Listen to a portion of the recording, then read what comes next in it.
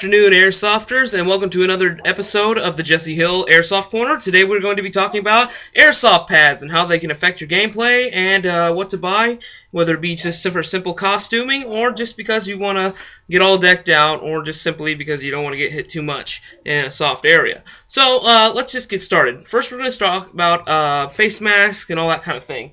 My first thing I have right here, I special ordered all the way from Thailand, from a place called Pawnee, and that's P-A-N-N-E-E, I believe that's how you spell it. You can get it on Amazon.com. I got the Kabuki Hanya masks. I got 3 of them. It's actually cheaper. It's $125 for all of them, but it's cheaper than just buying them one at a time, which runs $60 a piece, so definitely a deal to get. So this is the red one. Of course, it's got that hardened fiber mesh on the inside. It's special stuff right there, and like that. I would recommend this for a smaller face, a littler guy.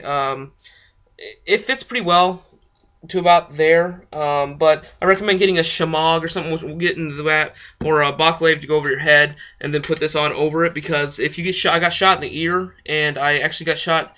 One of my ears is actually oblong from an airsoft accident where it hit the cartilage and collapsed the inside of it, and it's still like that. So, it doesn't feel good, but it does protect the main face, and it looks heck of intimidating, but it's also a good costuming piece, so yeah, I'll show you the other ones too. So, this is a red kabuki mask, or a red spirit mask. These are the tricksters and or demons, or ogres, whichever one you want to call it.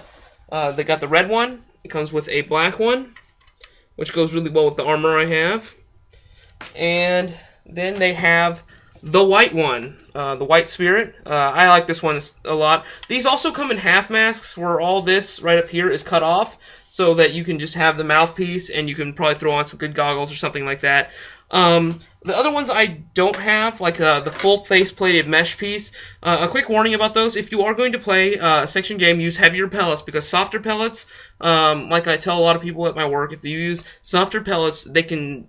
If you've ever seen a French fry cutter with all the grids, it's the same basic principle. One of those softer, less dense pellets will hit it, and it'll cut it and shatter it into pieces. And since you don't wear goggles underneath or wear glasses, it can still cut you and lacerate your face and your eyes. So I don't recommend those very much, honestly. While they breathe a lot better and the visibility is just a little better, you're better off with goggles than a half mask, honestly. So, yeah. Another thing I have is my personal favorite. This one is made of a fiberglass and carbon fiber by Cactus Hobby.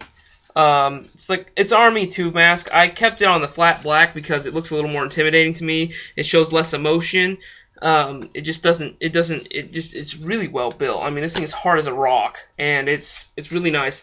And this one actually comes over to my ear, which is really nice. But I like to combo it with one of these dress uniform PACSAT helmets. While I can't find the real one for a decent price that it's in flat black, I use this one. It's made of a strong Lexian plastic mix.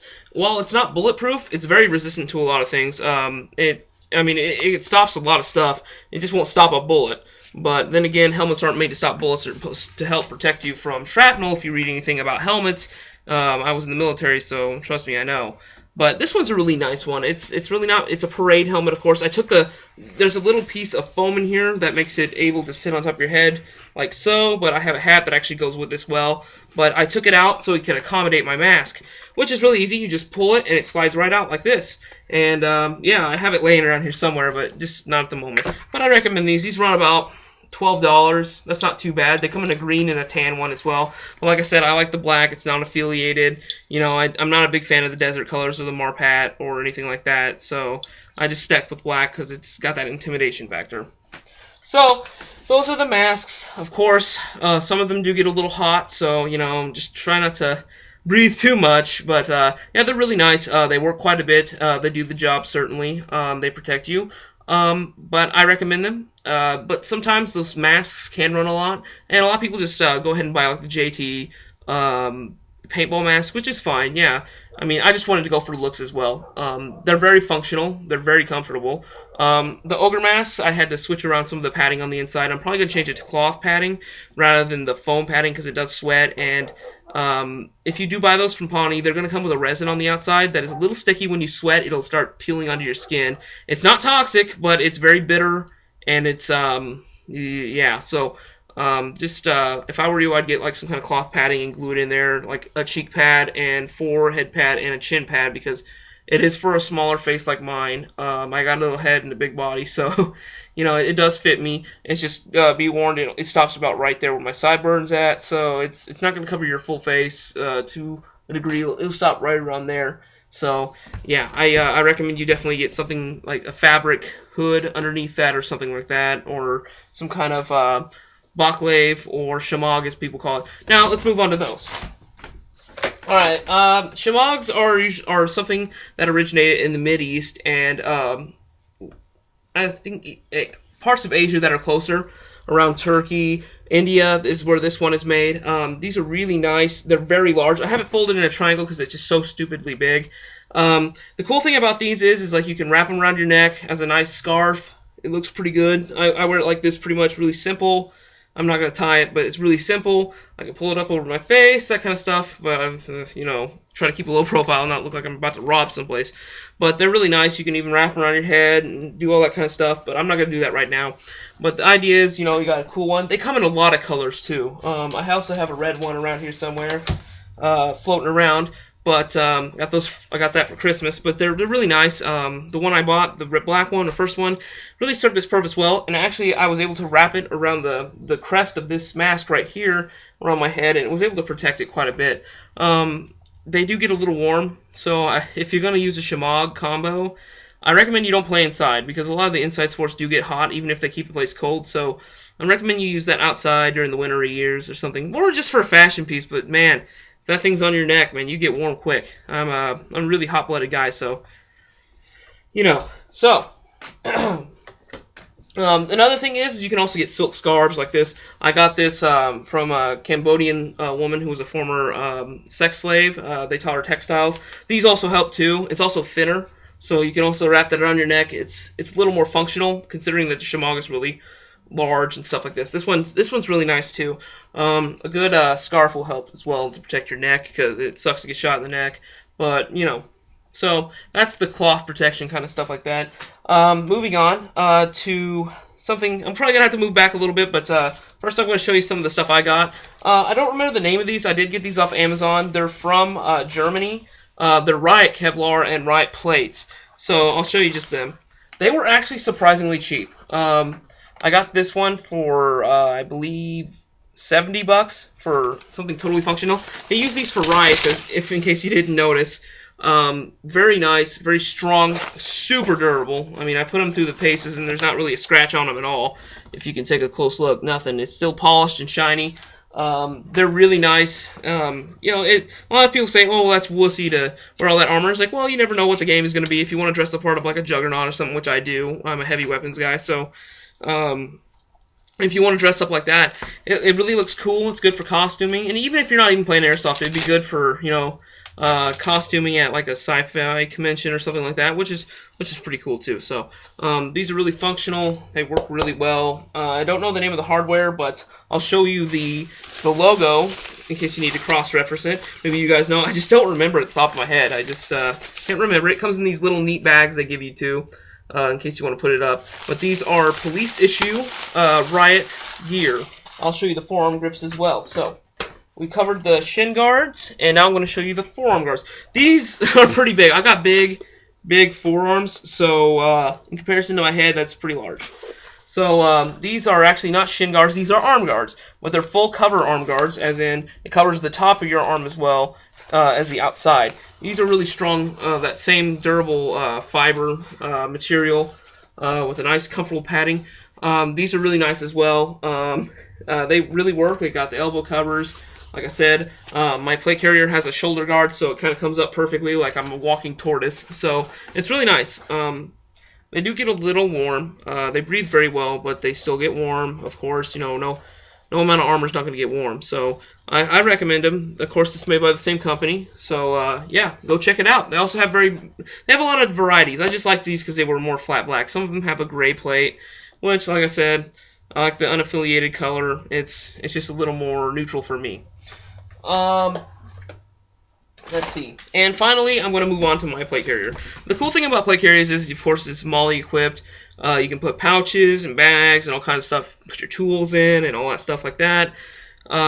There's so many of them. There's some that you can pull over your head. There's some that you can just buckle in, and there's some that, you pull apart up here like a coat. So I'll show you mine. This is my latest one. It's also the second one I ever bought as far as plate carriers go. It's very large. Comes with a handy-dandy cod piece, which I highly recommend.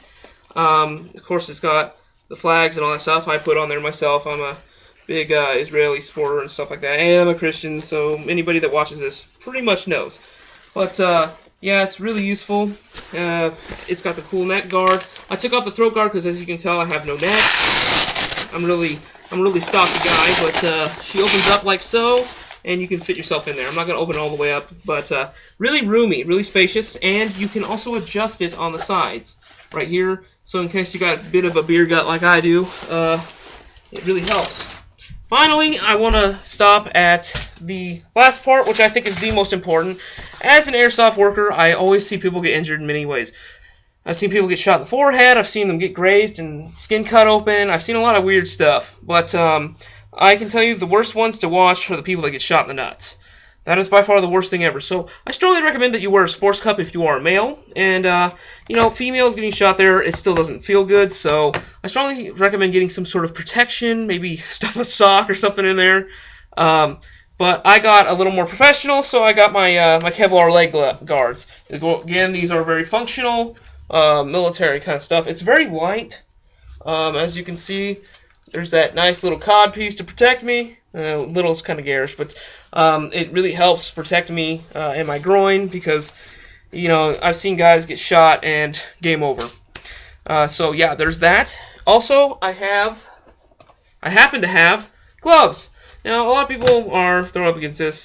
Sometimes people have really big hands. I got a medium-sized, smaller hand. So, I don't know, I'm a weirdly shaped guy. But, these are really nice, too. Getting shot in the hands does not feel good. It makes your hands look like crap. Your hands swell up. I've seen some really bad ones. Like I said, gloves can be useful, too, for gripping your gun. I've known a lot of people that their hands get sweaty in the adrenaline of the game, and they drop their weapon, and it breaks it. These really help do the best of both worlds. Not only are they functional as a all-weather kind of thing for work and all that stuff, but they can also help you hold onto your gun. They also protect your hands from pellets because I know that crap hurts. Some places don't have the law of the 350 FPS like my place does and many others do. So I strongly recommend getting a pair of nice gloves.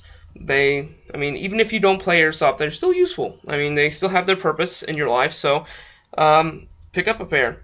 Now, I've covered everything like that. Remember, you don't have to get the most fanciest plate carriers. You don't have to have the fanciest mask. Just as long as they abide within the state safety and standards records that you have in your state. Remember, always wear eye protection. Always use trigger control, and always keep sure that your gun is properly covered with a gun cover and put in a gun case if you are not playing. Also, remember to tell people if you are not in a sanctioned area to play Airsoft, to tell them that you are about to play Airsoft, that it's just not some ghetto gunfight. So just remember, be safe, guys. Wear face protection. You don't have to be as zealous as I have. Remember, it's also for costuming purposes. It doesn't necessarily have to be that, like that. Some people also like dressing the part, so, you really can't knock that. But, just be sure to be safe, play safe, have fun airsofting. This is Jesse Hill signing off. Thank you. Please like and subscribe.